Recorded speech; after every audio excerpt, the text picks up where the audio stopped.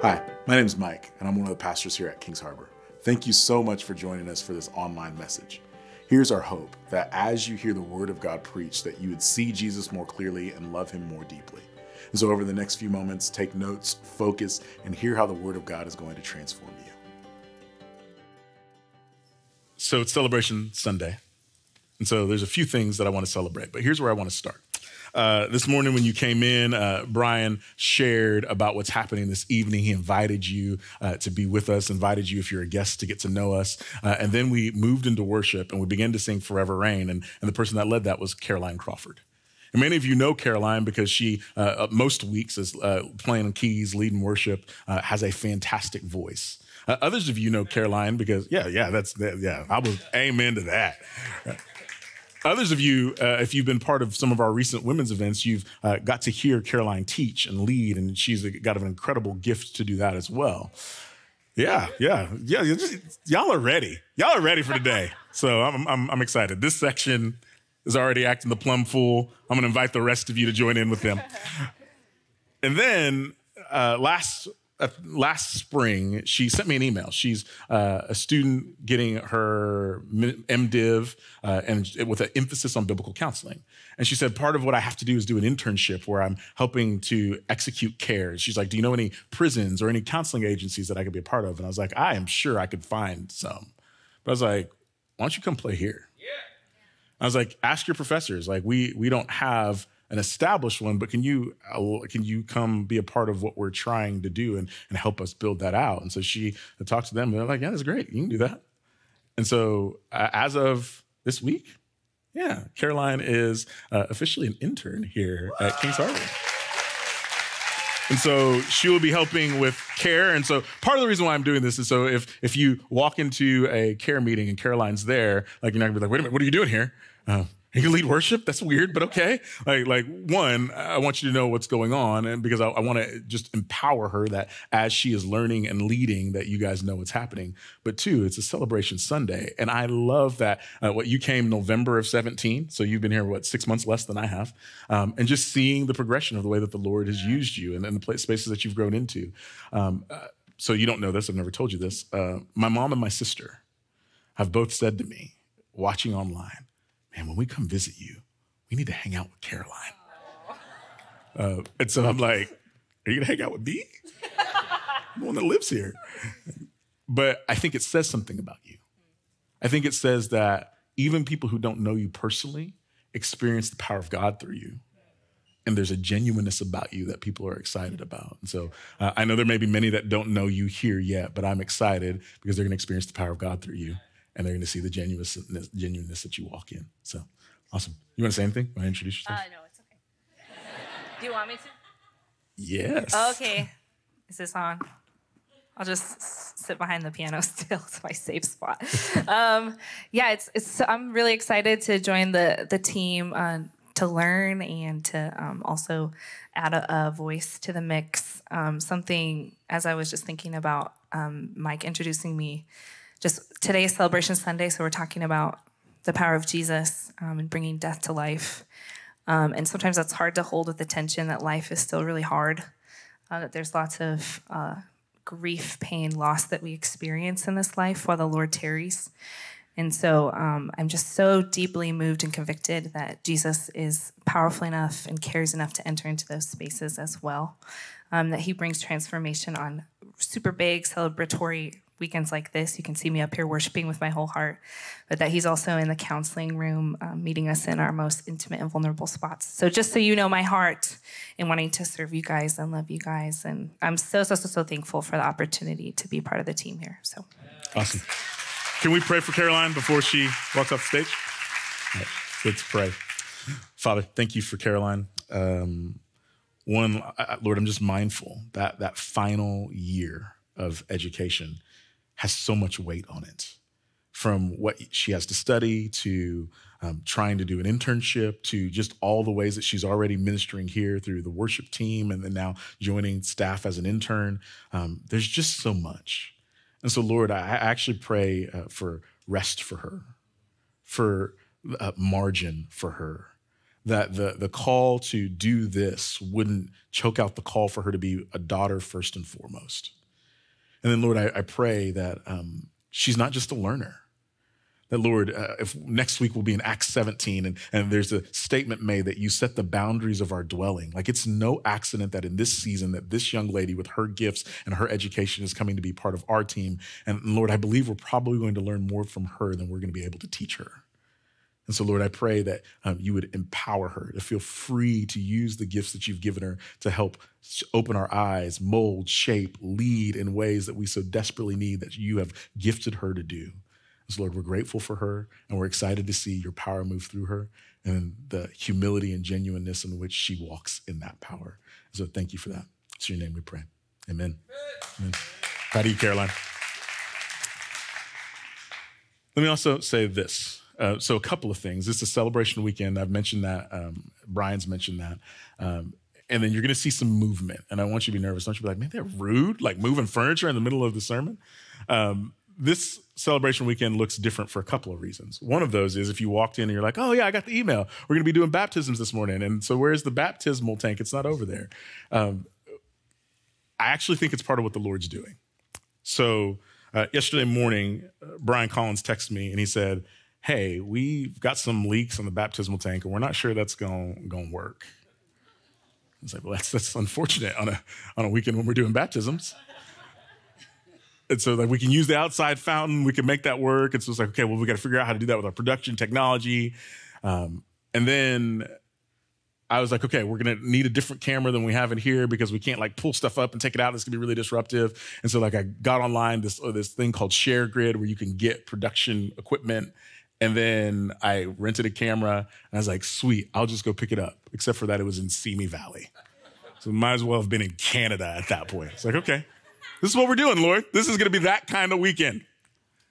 And then a staff member texted me that part of his household had been rushed to the emergency room.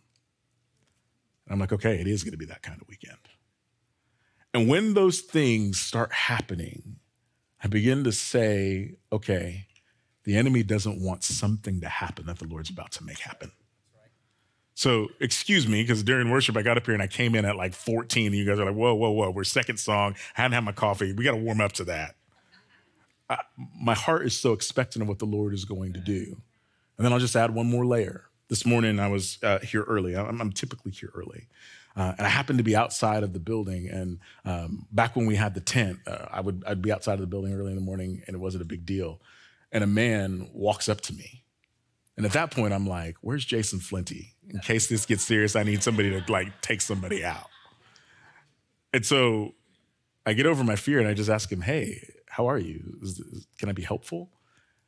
And I don't know that he was not under the influence of something. He looked like he wasn't quite fully here. And he's like, man, I'm just cold. I was like, all right, well, come inside. And then I was like, you know what? I got an extra jacket in my office. Let's get a jacket. We're walking by our kitchen area, and I was like, are you hungry? And he's like, man, I could use some oatmeal. And I'm like, do you want some water? It's like, yeah, but all we had was LaCroix, and so then it got really bougie really fast. It got weird. And I was like, all right, well, here's some orange LaCroix because you want sparkling water while you're on the streets. And then I just started asking him questions. What's your name? Carlos. Where are you from? Well, I'm not from around here. Where are you going? I'm not sure. I'm trying to figure out life. Oh man, if you're trying to figure out life, like what guides you in figuring out life? He's like, well, I just try to be positive and fight negativity. And I said, oh, okay. Like, what does that mean? Like, do you pray? Do you have faith? He's like, I mean, I grew up going to Catholic school. I like to debate that stuff. I was like, well, would you mind if I pray for you? And he's like, you know, I would like that. And so after I prayed, he said, I want what you prayed for. Like I want something deeper than what I had in school. And so I'm just convinced Jesus wants to show out this morning. And so with that in mind, I want you to go to your Bibles, Acts chapter 16. Last week we started in Acts 16 and we begin to see the story of what God was doing by his Spirit to direct Paul in humility, direct the team in humility, not to where they thought they were going to go, and not necessarily to keep the rights that they thought that they were going to have, but instead to lead them to Macedonia, ultimately Philippi. And as we turn there, I mentioned last week that this text is sentimental for me for a lot of reasons because of the number of times I've preached it in my adult life and the fact that I preached it during my candidate weekend. And so part of what I recognize is I don't just need to just preach it to you again. So here's the other way that this celebration weekend is going to look different. I'm just going to let this story be told in a modern context. And so you're going to get to hear the testimonies of two friends, Dina and Derek, and how the Lord has worked in their life in similar ways to what we see in this text. And I'm excited for you to hear, hey, the way that the Spirit was moving then, he's moving now. Or let me say it this way. That candidate weekend that I came in, I said, hey, there's 4 types of people. There are people who are that are head people, heart people, hands people, meaning people. And I'm a meaning person. I'm a why guy. I want to revise that. I think there's just 2 types of people in the world. People who are This Is Us people and people who are not This Is Us people. And no judgment if you don't watch This Is Us publicly. The elders will be letting you know, sending you an email about your excommunication afterwards. But here's the thing about This Is Us. It shouldn't work, right?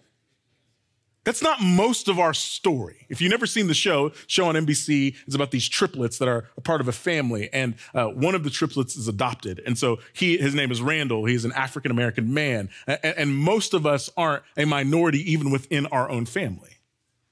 One of the siblings is a famous Hollywood actor that's trying to navigate life, and most of us aren't famous Hollywood actors trying to navigate life. Like all the pieces of this story don't make sense for most of us. Most of us don't live through that. And somehow This Is Us feels like every week you're done, you're wiping your eyes, you're like, I was Jack with my dad. I love this show. And somehow a story that feels so unrelated to our reality, yet still feels like it's speaking to every single one of us. I think that's important because as we read Acts 16, here's the reality. I don't think that very many of us walked in here today saying, man, last night at midnight, there was this earthquake and I busted out of jail.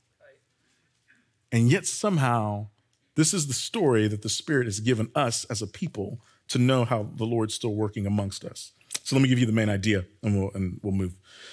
The ministry of Paul's team in Philippi is a story of God's work to redeem and build community in the most uncommon ways with unlikely people. And it is our story. And so here's what we'll do. In verses 11 through 34, I'm just going to tell you the story. I'll narratively walk through it. And then Derek and Dina will come up and they'll share and we'll experience the story together. And then finally, we'll end with an opportunity to continue the story in our day and age. So let me pray one more time and we'll jump in. Jesus, I thank you. I love you. I love that you are writing this story of making the world right. And you've written our names in it. So, Lord, would you give us the grace to live that well? It's in your name I pray. Amen? Acts chapter 16, starting in verse 11, says this.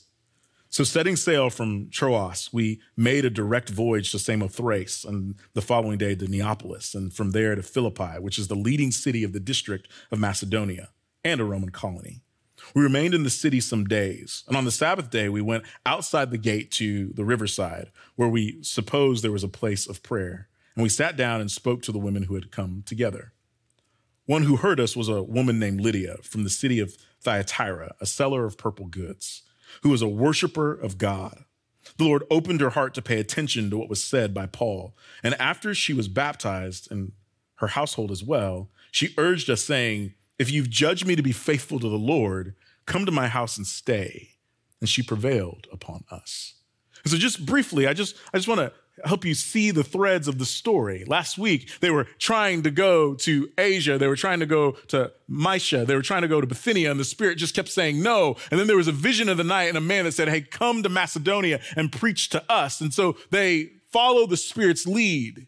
And when they arrive, on a Sabbath day, they go outside the city and they're like, okay, this seems like the place where people come to pray. And so they are around people who have some access, some knowledge, some relationship with the Lord. And they begin to speak, and a woman named Lydia comes up, and Lydia is interesting because Lydia seems to be well-to-do. We know that because, one, this idea of being the seller of purple. Purple was a very hard dye to get in that day and age, and so to have the wealth to then distribute that to others says something about her independence, her affluence. But it also says that she feared God. So she wasn't this heathen who was wilding out in the streets. She wasn't this person who lived an inappropriate type lifestyle. It seems like there was this understanding of the Lord, but then she heard Paul and something happened in her heart that she said, no, where I'm at is not enough. I need to engage the Lord more deeply. I want to know him in a way that I don't currently do. She's baptized, her household as well. And then all of a sudden she's so generous. She was like, hey, you guys can't leave. If you find me faithful, stay. The language prevailed upon us is the same language that Luke uses when the men walk with Jesus that 7 miles and Jesus is like, okay, I'm going to keep going. And like, no, we can't let you leave because there's something about you that we need to get more of. Amen. And so this woman has this encounter with these guys on the Sabbath, and it turns her life completely around. And then let's keep going. Verse 16 would say this: as we were going to the place of prayer, we were met by a slave girl who had a spirit of divination and brought her owners much gain by fortune telling. She followed Paul and us, crying out, these men are servants of the Most High God, who proclaim to you the way of salvation. And this she kept doing for many days. Paul, having become greatly annoyed, turned around and said to the spirit, I command you in the name of Jesus Christ to come out of her. And it came out that very hour. And I just want to pause here because I want to give a moment of sadness, but I also want to give a moment of celebration. Here's the moment of sadness: that this young woman, that somebody was exploiting her, that she had this spirit in her that was wrecking her life, and somebody said, I can make money off of this. And if we're going to pull this story into a modern context, I don't know that it's necessarily about a spiritual oppression, but far too often there are people that are making gain off of somebody else's brokenness, and it's heartbreaking. And I love that as Paul and Silas are going to do what the Lord called them to do, that the Lord sets her free. I love that. Here's how it happens. Paul's annoyed. Like, you don't usually write that on your resume when you're like, hey, I'd like to volunteer for your ministry. Well, why do you want to serve kids? Because they annoy me. But sometimes there's this thing that agitates you and it gives you a burden. And I love that instead of Paul and Silas fleeing from it and saying, just leave us alone, we don't want to deal with this anymore, that they feel compelled by the Lord to speak truth to that thing, to see that thing change. That's not even my point this morning. I don't got time, but it's just there. Verse 19. But when her owners saw that their hope of gain was gone, they seized Paul and Silas and dragged them into the marketplace before the rulers. And when they had brought them to the magistrates, they said, these men are Jews and they are disturbing our city. They advocate customs that are not lawful for us as Romans to accept or practice. The crowd joined in attacking them, and the magistrates tore the garments off them and gave orders to beat them with rods.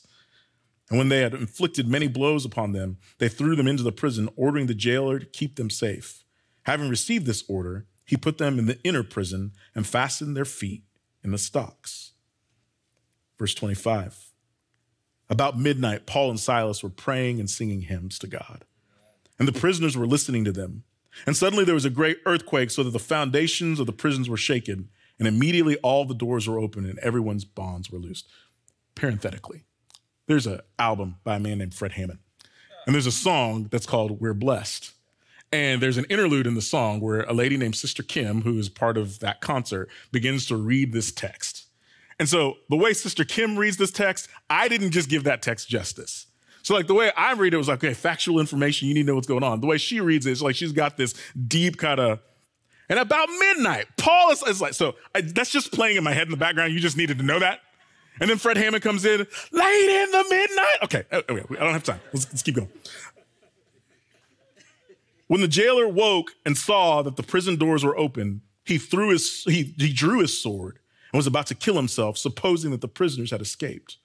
But Paul cried with a loud voice, do not harm yourself, for we are all here. And the jailer called for the lights and rushed in, and trembling with fear, he fell down before Paul and Silas. Then he brought them out and said, "Sirs, what must I do to be saved?" And they said, "Believe in the Lord Jesus and you will be saved, you and your household." And they spoke the word of the Lord to him and all who were in the house. And he took them the same hour of the night and washed their wounds. And he was baptized at once, he and all his family. Then he brought them up into his house and set food before him. And he rejoiced along with his entire household that he had believed in God. And I just want you to see, man, how beautiful the person that was meant to inflict damage on them ends up coming to real life because of them. Like this man in a moment of crisis that he was willing to take his life because he had failed as his duties as a jailer, that they speak peace to him, that they say, "Hey, don't harm yourself. We're still here." And he ends up being saved, baptized in his household also. And as I said before, this doesn't feel like our story. You weren't hanging out outside the city gates this morning, talking to a merchant lady who had lots of wealth and saying, I wonder what the Lord's going to do in her life. I joked, you weren't in jail last night at midnight. At least I don't think you were. And keeping prisoners from running out and talking to the guard and having a meal in his house after they beat you up. And so I often end with the question in messages, what does that have to do with us? But I want to go there in the middle. And so right now I want to invite my friends Dina and Derek to the stage. And I want them to begin to share how this story is their story and ultimately our story. And so we welcome Dina and Derek.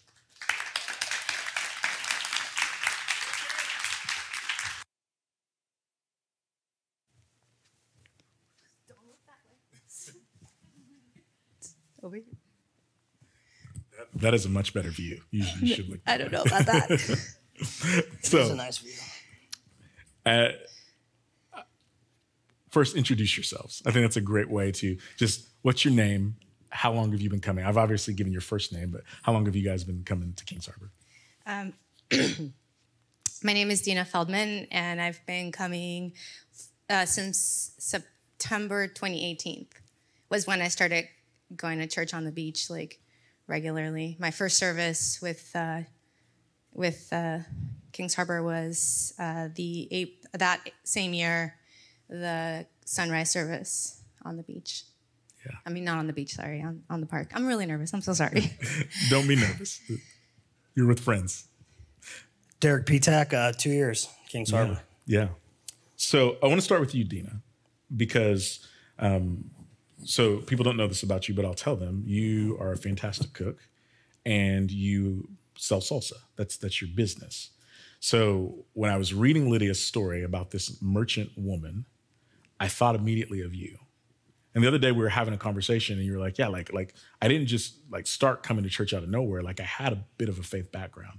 So tell us about that. Like before you were here, what was your religious experience like? How did you know the Lord? So succinctly, as best as I can, I grew up with my parents being Christian, and I got baptized when I was younger, like 13 or 14. Unfortunately, my father wasn't like a great example of Christianity. He had drinking problems, and so I just kind of had like it was just a weirdness about religion. And then when I went to college, I went to UCLA. There was a campus ministry, which I was super fired up about, except for that once I got into it a little bit more, it just was very legalistic. It was, there were a lot of news articles about it saying that it was a cult. And so ultimately, it was just really, it wrecked my heart for God because I just saw so much stuff that was just really strange, and truth be told, I was also young and I wanted to sin, and so it was. I'm not even just going to say that it was just that. I think it was just my heart just wasn't in it, and so I walked away from religion thinking that like it was just bogus because anything that man touches sucks, and I can't trust people and I can't trust what the church says. And I never stopped believing in God, but I also was not walking. I used to say that I was a non-practicing Christian, which just sounds terrible now. But yeah, I was just so completely turned off by religion and Christianity. So how do you get from there to here? So I had a long career, 20 years in my field. I was a board certified behavior analyst. I had multiple degrees, was running an agency, and out of nowhere, I can never identify what happened, but I just didn't want to do that anymore. It was really strange because I was being promoted to be the director of the company, and which would have meant a six-figure salary. Having been an immigrant, like coming from nothing, living in a cardboard box when we were in Mexico, to like coming here undocumented and getting all the things that like the American dream and like walking away from it. I don't know why. I didn't have like a plan. It was just for multiple reasons. I just got a kind of a bug. Now I know it was the Lord. Because at that time I was not at all like the idea of Christianity and religion just did not play a role in my life.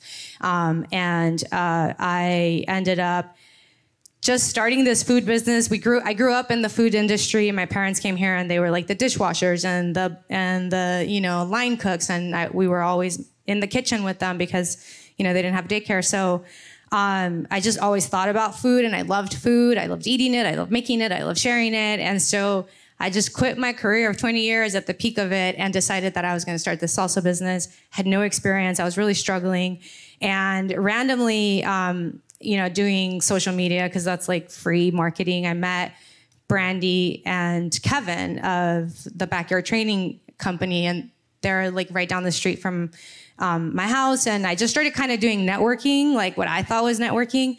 Long story short, I started just seeing their life on Instagram. Like they would post a lot of things about like the Lord and being thankful for their religion. I mean, not for their religion, for their relationship and whatnot. And something got stirred up in me, and I actually ended up reaching out to them and like wanting to network. And so long story short, they're the ones, Brandy invited me to the sunrise service. And then I was still very like, I don't want to like go anywhere where there's Christians. So I started going to church on the beach with one toe in, literally. Like I was just like, I don't know about this. So I would show up and like run out. And the Lord just changed my heart, like chipped away, like little by little. It wasn't like this insane transformation, but it was truly like I just fell flat on my face crying and begging him for hope. And yeah, he like just did it. It was amazing. Yeah. So I want to come back to you, but I want to give a little bit more of an introduction for Derek. So I can remember the weekend that Derek came was actually when we were starting the book of Acts. And so that's how long we've been in the book of Acts, 2 years, y'all. May end up being 3, maybe 4. We'll see what happens. And I remember seeing him in the back, and I didn't know him. I'd never seen him before. But then I remember like just conversations of all these people like, oh man, Derek was here. Oh, Derek was here. Derek was here. And I remember being at Costco on a conversation with Brian Barbara while trying to figure out how to convince myself not to buy the apple pie that I was trying to eat by myself. And he started telling me some of your story. And so I don't want to steal that thunder. And so tell me a little bit about, I didn't know anything about your life. We don't know much about the jailer's life before this. We just know that it's a moment of crisis that brought him to our understanding of who he becomes. And so I'd love to hear your story and maybe, as much as you're comfortable, the moment of crisis that got you here. All right, Pastor Mike, thanks. I didn't buy the pie, by the way. Good. Well, good morning. I'm a South Bay local, right? Born and raised. I'm a West Torrance kid, but Gardena raised early in my life.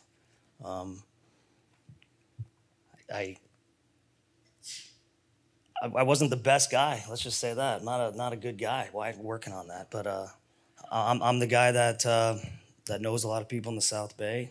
Done some dirt in my day, right? Not talking the dirt you guys think of, but I'm the guy that likes to party. I'm in the surf, dirt bike culture. You name it. Played some sports here. Dabbled in some collegiate level football. But I'm a wild man. We'll talk about wilding out. I write the book on that. So coming in here. And when I say party, I mean like to have a good time, right? And you don't have the best reputation in the Mouth Bay, right? You guys call it South Bay, but when you're born and raised here, everybody once got something to say about you and they're real opinionated, which I'm okay with, you know, because I got thick skin. Kind of like a duck. When you go underwater and you come up and you see a duck, they're not wet. It just rolls off your back. Well, I dabbled in that lifestyle my whole life, so you know, you're not accepted everywhere you go. So it's almost like I used to love to be hated. I loved it. That was what I liked to do. And if there was a problem, a lot of people run that way. Well, I run to the problem, and I like to solve problems. And I don't really solve it with talking. I like to solve it with other ways. So I know I'm telling a little bit of background, but I mean, that's the real Derek. You peel an onion back, and you're always going to get what you want on that onion, right? You never just buy an onion because it looks good on the outside. You want what's inside.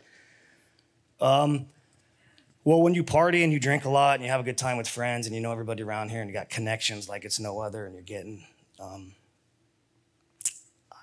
how I came here. I mean, I rolled in one day. I shouldn't have woke up when I woke up at 6:30 in the morning. Let's just say that, and I shouldn't have woke up. I'm not talking like drugs and stuff. I'm talking partying and just drinking. I smelled like Jack Daniels, and I woke up and I just drove here to this church and rolled in here. And I made eye contact with several people. There's several parents in here that I busted their kids up pretty bad, and I'm like, oh, here we go, rolling in. And then there's some people that I party with, and I'm like, hey, what's up, guys? They were like, don't say hi to me. Don't even mention me. What are you doing here? And I'm like, I don't know. I really don't know. So I rolled in, and then, Barbara and a couple of the boys were in there, and they gave me a little head nod, and I was like, I'm going to post up in the back. Nobody sees me. Don't know why I'm here. And I tried to fly under the radar, and I sat there smelling all to be damned, and wearing the same clothes I wore the night before. I was partying down in Manhattan Beach. And here I am 2 years later. Yeah. So I want to like connect the dots, right? So then March 8th comes, March 8th of 2020. It was a celebration Sunday. And we had several people that had been scheduled to be baptized. And then we made the invitation, hey, maybe you're here, maybe the Lord's doing something. And then because you're a head taller than everybody else, I see you pop up and walk out to go get baptized. And nobody got to hear the story. And so what did the Lord do from the dude that smelled like Jack Daniels that wanted to stroll in the back of the room because he was afraid of who's going to see him, to publicly professing that you love Jesus? What happened? Well, you mentioned the comment that you felt something in the room, right? Somebody needs to stand up. Everybody was baptized. I wasn't scheduled to get baptized. I don't even know why I was even here that Sunday again. I just rolled in again. I'm like, this is like 4 weeks in a row. This is great. Free coffees, people smile, I get a name tag. A lot of older ladies are really nice to me. I'm like, this is lovely. Nobody said one thing about the way I smell. I think I had wine the night before. I was like, I like this Justin bottle. It's nice. You had mentioned something, and everybody went out of the room, to get baptized. And you said, there's still somebody in here, blah, blah, blah. I mean, you were going in detail. And I'm like, wow, I'm waiting for this guy you're like, Father, please. I mean, you're all passionate. Stand up. This guy, gal, stand up. And I'm all, let's see who the next person is standing up. I had an empty cup of coffee, right? I'm all, free coffee. I love it. I'm going to get another cup. I wait for a couple minutes. Nobody's getting up. I'm all, this is a good time to slither out. I drop that cup in the corner right down there, and I make eye contact with you, and I'm like, huh? That ain't me. I'm not getting wet. Sure enough, I don't know what happened. I threw that cup of coffee away, and I just headed to that room over there, and they sat down, and they're all, who are you? And I'm all, what are you doing here? I'm all, I literally said that. They're all, what do you want to confess? And I'm all, we don't have time for this. And that was it. I walked in that door over there, and one of your elders were in there talking, and they were like, you gonna get dressed? I'm all, no, I'm gonna go in this clothes. I came in this clothes. I wanna get, and that was it. I got dunked. Thanks, Mr. Collins, for not dropping me. 240 falling back with your eyes closed. Talk about a trust fall. And then I got wet. Yeah, it's what I love about this is there's there's this time of walking with the Lord where you like kind of clean up your story and you do like the resume version. But I love that this is the raw, this is who you are version of the story. And that like you're in process. It is beautiful. And I imagine that night, Paul and Silas sitting in the jailer's house, he wasn't like, guys, let me talk to you about the Beatitudes. Like, I imagine it was probably a little gruff, a little like, oh, you probably can't say that on a microphone at church, but that's okay. Like I think it was just like beautiful. And so I love where you are and what the Lord's doing and how he's done that. And so, yeah. And so here's the other thing. One of the crazy twists of this story, we haven't got there yet, but it's coming, is all of a sudden these people become community. So you've got this wealthy woman, you've got this young lady who's being exploited, and then you've got this guy who would have hated, wanted to jail, wanted to see death on the church that Paul and Silas are trying to bring. And all of a sudden they're a community together. And so how is your community, both of you, this is for both of you, how has your community changed since you have confessed Jesus? How does it look different? Go ahead. Well, I joined a community group, which was amazing. Again, I came from the background of I wanted to just keep everybody at arm's distance and very arrogant. Like, I got this, like, okay, God brought me here, but I got this. And I love my community group. I oftentimes just, I know that things shift and sometimes you have to trust the Lord and, in moving situations. And, if a community group gets too big, then they, sometimes might split up. And I'm always like, no, not ours. I'm so thankful for the women and the people in my community group. Again, something that it was so different than my previous experience. And it's not, coming to church and going to community group, it's not just a checkbox. It's like something that I yearn for. And I've come up to you many times weeping because this is the place that I feel I get reinvigorated or I get touched by like, I'm sitting here and I'm like, okay, what's it going to be today? And then literally, like, you talk about exactly what my heart needs. And I'm just like, I'm like crying. And so my community is different in the sense of it does revolve more around Jesus, and I yearn for more of it. Like I want to know God on a deeper level now than I ever did before. I don't just want to check off boxes. I don't just want to just do the things. I want that like gut wrenching, like, you just know you're walking with the Lord in the good and in the bad and in the wrestling with God, like Joseph did, and where you're just like, why aren't you doing what I'm asking you to do? And in the sweetness of, I heard your voice when you told me X, or I heard your voice when I was feeling this, or in all the ups and downs. So it's even just being up here. Like I'm normally a very good public speaker, I think. But I'm so humbled to even be here because I just, the opportunity to like share my story and also let people in, is really, it's remarkable because again, I like to keep things at bay. So it's very Christ-centered now. Thank you. So awesome. So awesome. So Derek, you talked before, you're the dude that was wilding out. You're the dude that doesn't want to be known here. And then I remember back in the spring, we're out in the tent doing Everyman. And Todd sets it up and says, hey, this is a place for vulnerability and honesty. And you stand up and you begin to exhort the tent. You talk about being Willie Lump Lump, which I'm sure half the tent was like, I don't know who Willie is, but he sounds like a nice guy. How do you become that guy? How do you become the guy that's now, I didn't want to have anything to do with this, and now you're at a Saturday morning event with guys about community and brotherhood, and you're inviting guys to go deep and be honest? How do you get there? What's the Lord doing? You got to let your guard down. I don't know if I let my guard down, but my guard was broken. You got to accept. Just listen. Open your heart up. Don't be scared. Don't be so embarrassed. Don't care what people think. Don't be scared to put that pie down at Costco. Right? I don't know how I stood up in there. TD called me out, but it just felt right. Maybe I cared what people thought. Maybe I didn't. I don't know.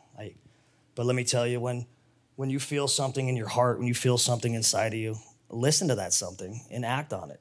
Don't look around you and care what people think.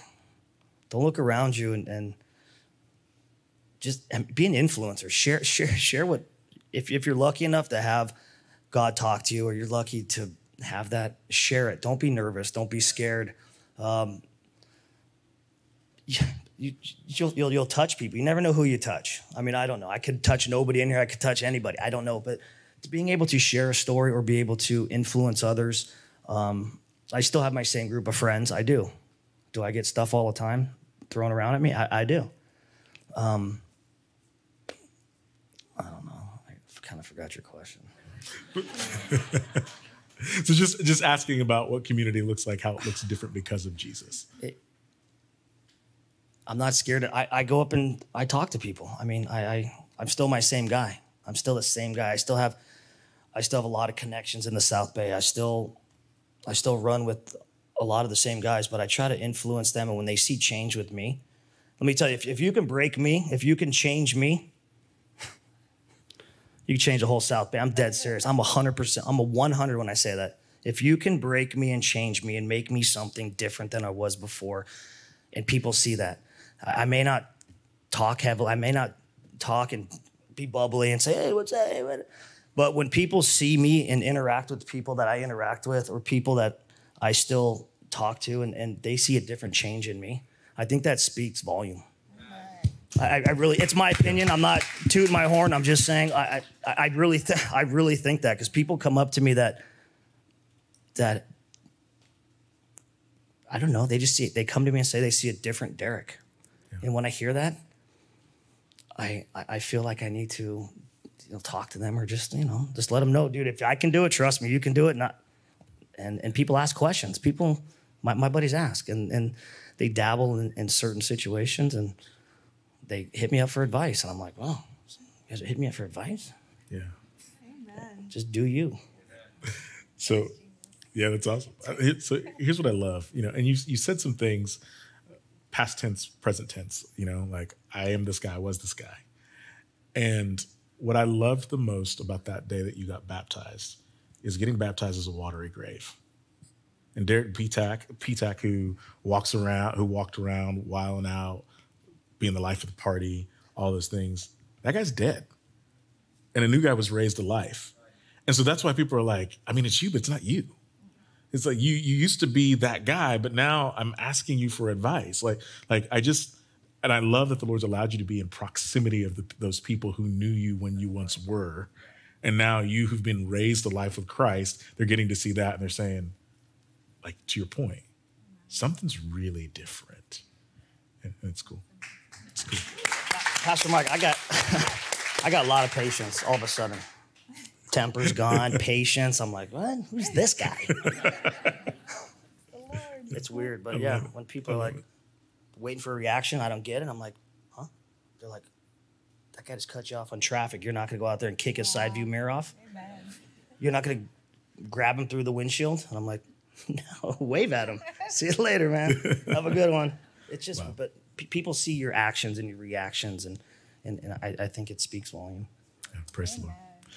So Dina, I want to end with you. How would you give a word of encouragement to somebody who has a similar story to you, who's been around the church, maybe hurt by Christians or the church, and then maybe are trying to find their way back? Because that's Lydia, right? Like, she was a God-fearer, and the Lord did something profound through Paul and Silas. The Lord did something profound between Brandy and Kevin. What's a word of encouragement that you would give? I'd say, at least from my perspective, I was so focused on things being just right and that everybody did the right thing and acted Christian. And like, I was so focused on everybody else's representation of Christianity. And while we, like Derek said, like, people will see a change in us. That's not the emphasis of the gospel. And I think if anybody's in that situation, for me, it was just stop worrying about what other people did, have done, will do. Just humble yourself before God and surrender to the cross. Like that was literally, I did a face plant when it was the moment. I remember it distinctly in my bedroom floor, just face planting. And after 20 years of not having had anything to do with, I mean, I used to hear Christian music and it made me cringe. Like now I, while out to Jesus music. In that moment, what I remember like so deeply in my heart, and when I struggle, it was that moment of surrender of like, it's not going to be right. It's not going to be perfect. It's not there. Nothing's going to be made right in that moment. And it may never will be made right. Broken relationships and things in the past and whatever, and maybe the things that are continuing to happen. But it was, and even now when I struggle, because I struggle, it's just breaking myself to that moment of surrender before Jesus and like letting go of my expectations are. Yeah. Because they get in the way. Yeah. Thank you. Thank you. So I want to thank you both. It takes courage to share your story. And both of you said, hey, I'm nervous. And both of you did great. So thank you for sharing. And so church, will you thank them one more time?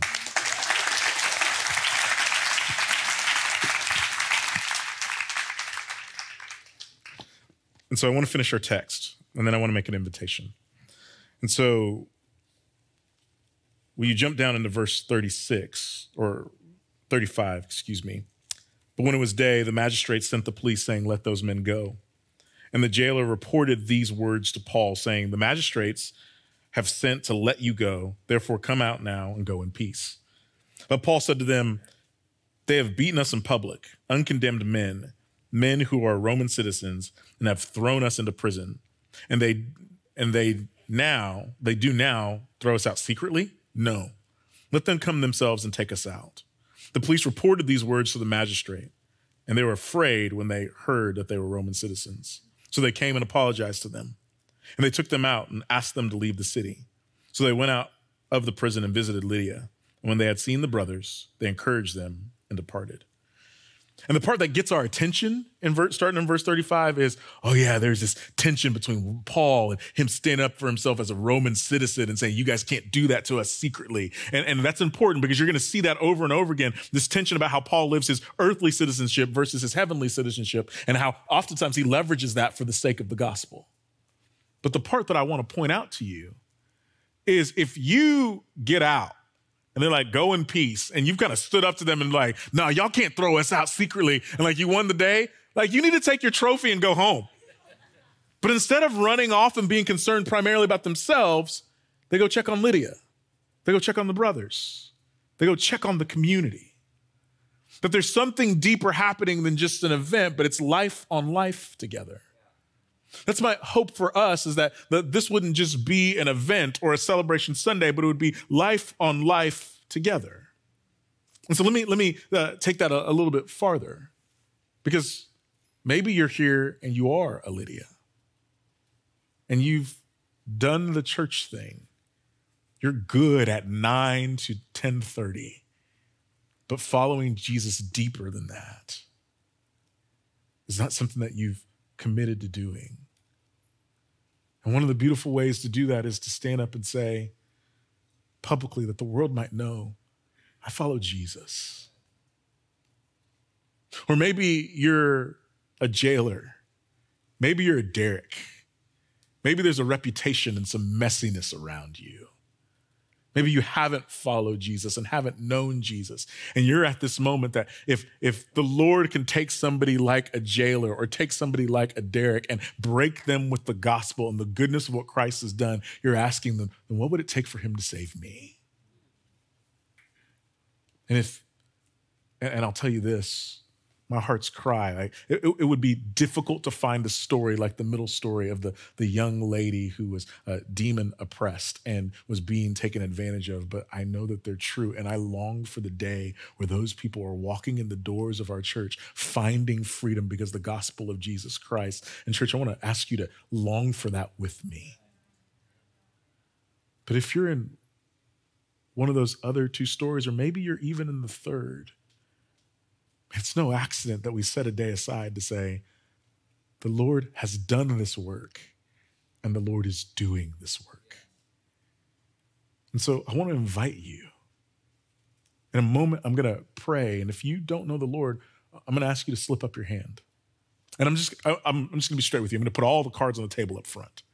When I say that, I'm going to say, I don't want to embarrass you. And so I'm going to have people close their eyes and you can raise your hand and do that. But then afterwards, I'm going to invite you, after praying that prayer, to stand up and be baptized.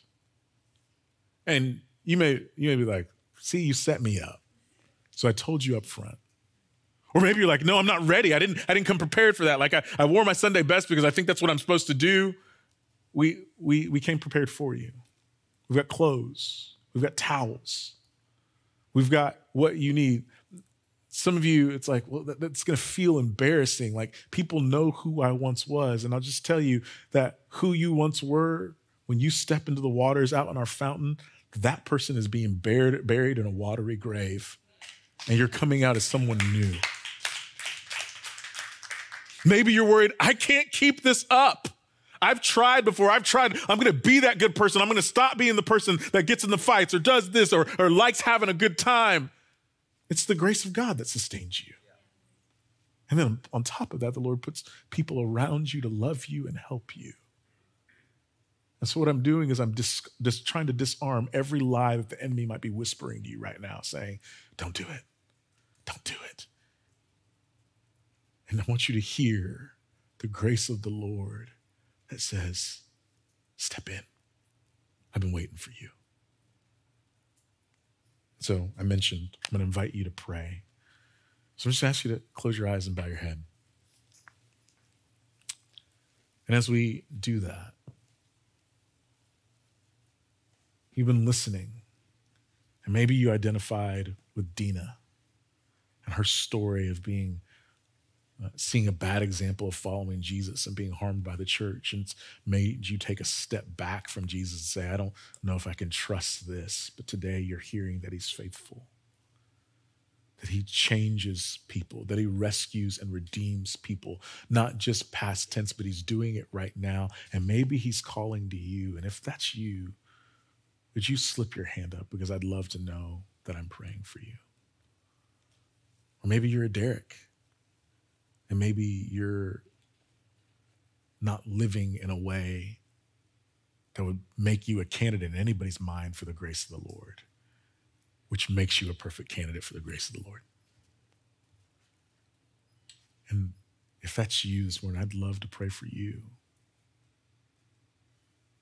So if you're in either one of those spaces or maybe a similar story, would you slip your hand up, because I would love to pray.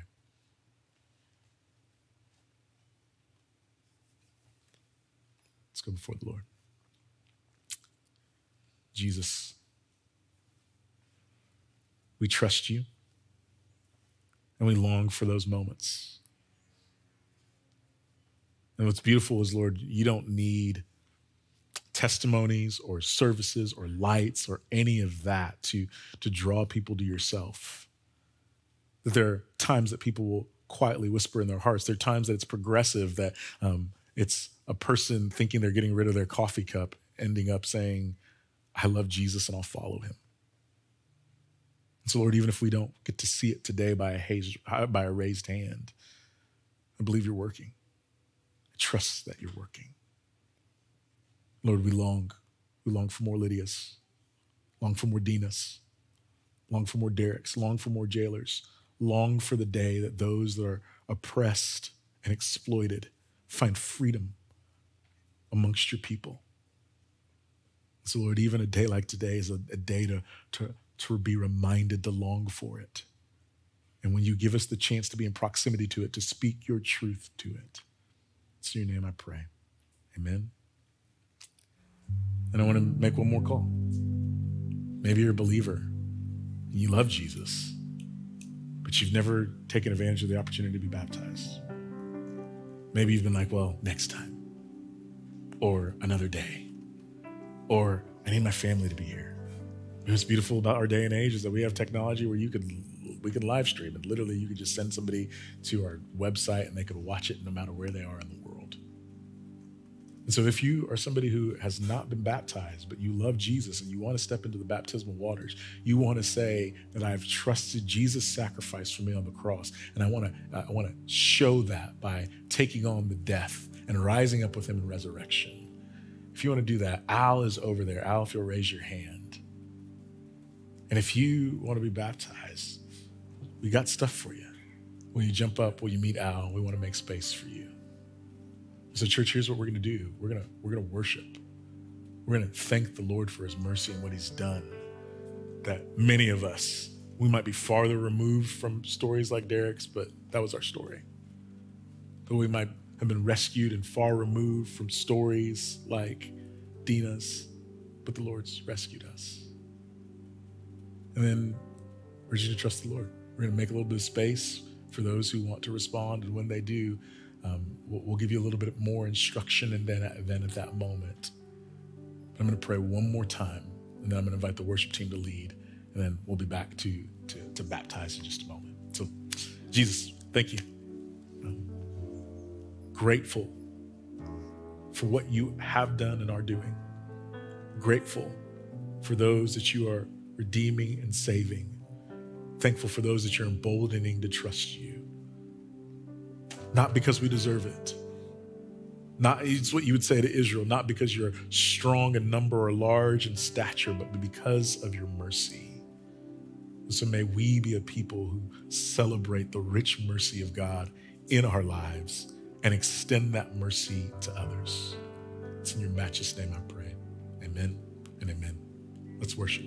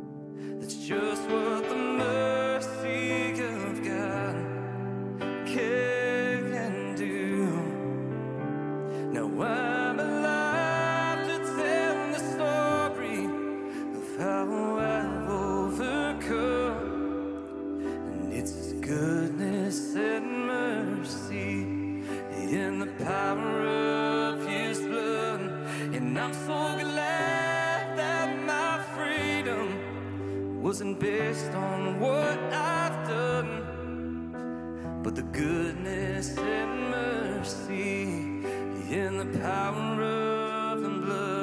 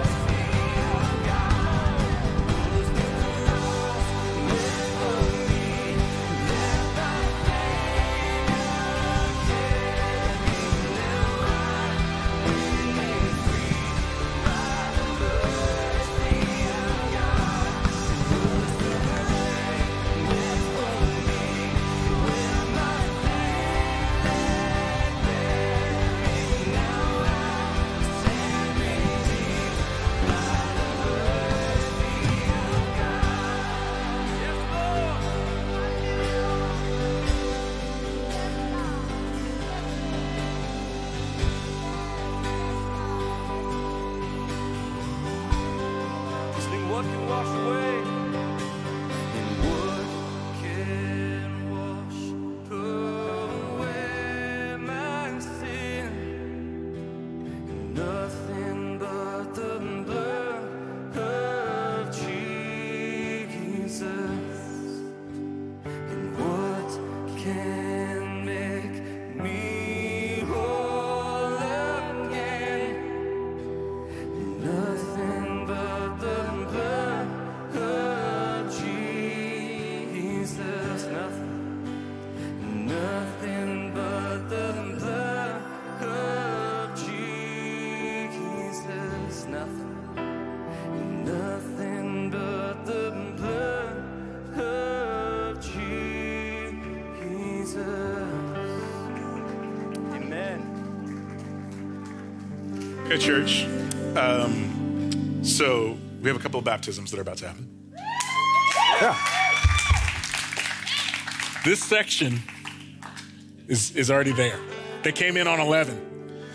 And so I say this to you every time that we have baptisms. We have an opportunity for heaven to meet earth. The scriptures would say in Luke multiple times that when someone who doesn't know Jesus comes to know Jesus, that heaven goes all out. Now, the beauty is that one of the young men that's getting baptized, he's walked with Jesus for a long time, but I think they're still rejoicing when there's this public proclamation of that. I love even in our text, right? Like the jailer takes them home, cleans up their wounds, and then they sit down and have a meal and rejoice. So there's this element of rejoicing that's a part of what happens when we see people proclaiming their love for Jesus. And so the way I've said it to you often is, you have permission to act the plumb fool.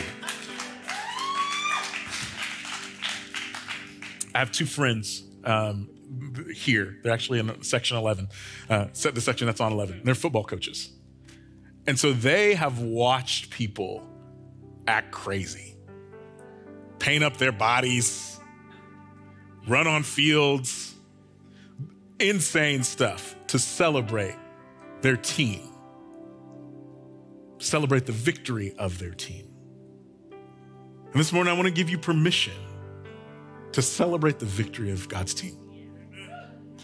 And so here's the challenge, right? Like I told you that we've had some logistical challenges. The tank was leaking, and so it's not in here. And so typically when the person comes out of the water, they're in the room and they can hear the celebration. They're out there. But I wonder if they could still hear the celebration.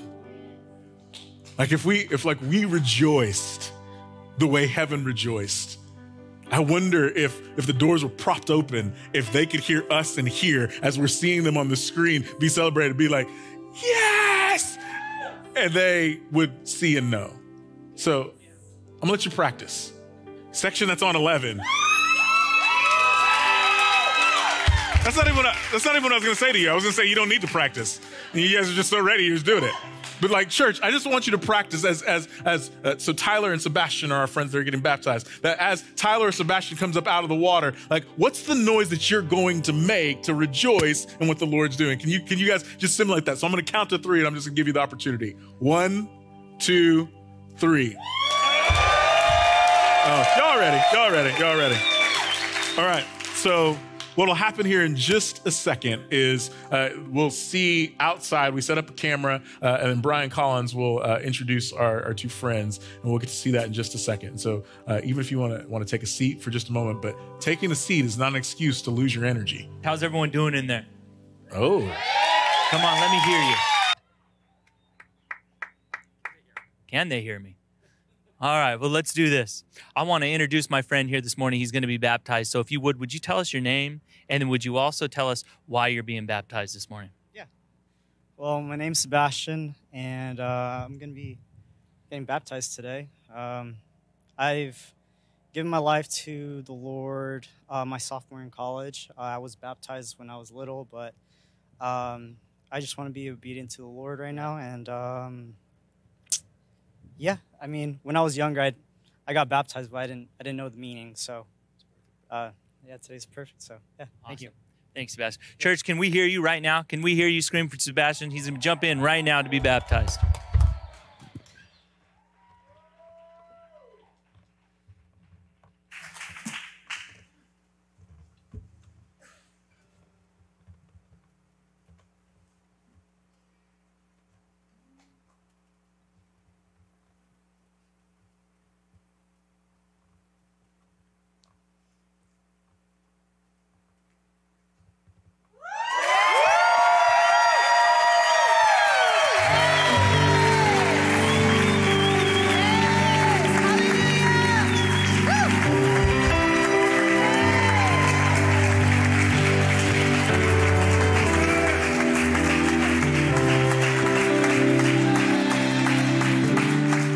Church, I want to introduce you to our next candidate here. His name's Tyler. Would you just introduce yourself and tell us a little bit why you want to be baptized this morning? Hey guys, my name's Tyler Moore, and I want to be baptized because I heard something that Mike said in there where he's talking about people who've like walked with the Lord for their whole life, and like the moment's never been right to be baptized, and to me it just seems like, hearing that other guy up on stage talking and Mike saying he's all unpolished in what he's saying, but you don't have to be up here and be all polished, and things don't have to look right, because I don't know. To me, a life that's broken and messed up and pieced together, as long as it's with the Lord, that's what I want. So, so that's why I'm getting the water. Come on, church, let's praise the Lord.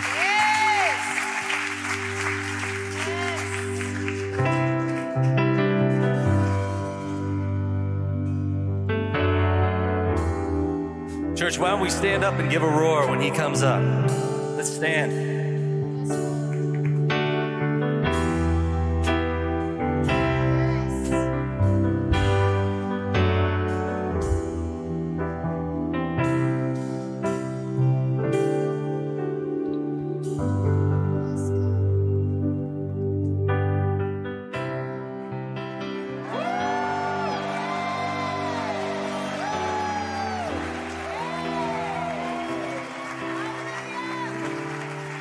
Church, let's continue to lift our praises to the Lord.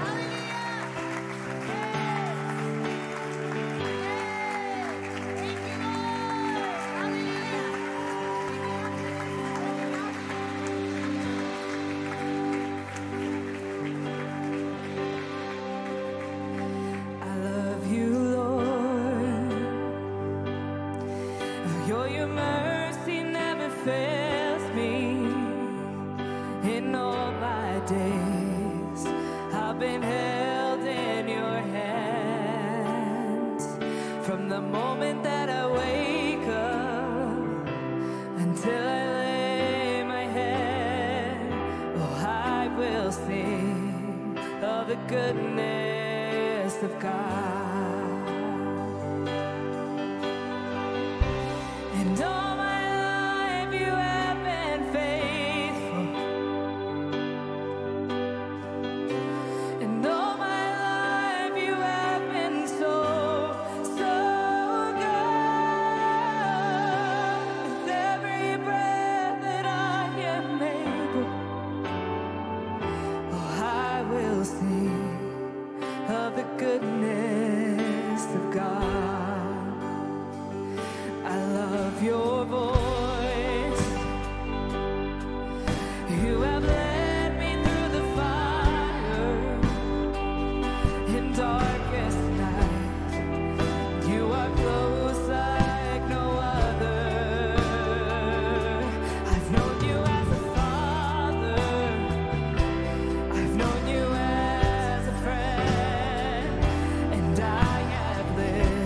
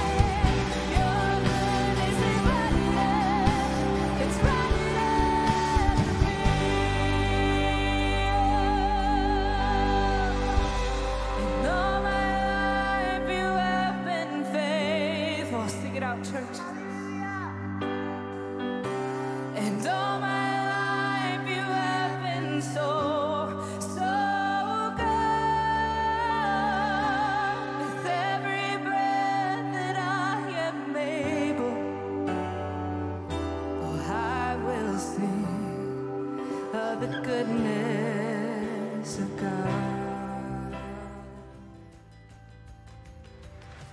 Again, thanks for watching this message online. And here's our hope, that you didn't just hear the word of God, but that it compels you to follow the way of Jesus. Here's what we mean by that. We're not just giving you information, but we believe that there's steps that you take afterwards to obey Jesus, to serve the world around you, to give sacrificially, and to go to others who haven't heard the message. And so, one, we would love to know you, particularly if you're in the Southern California area. If you go to kingsharbor.org/hello, you can send us a digital connect card, and we would love to follow up with you, just get to know you better. But we also hope that you didn't just hear a message and then just stow it away somewhere, but it compels you to obey and follow the way of Jesus. We pray that you do that in community. That's the best way to live this out.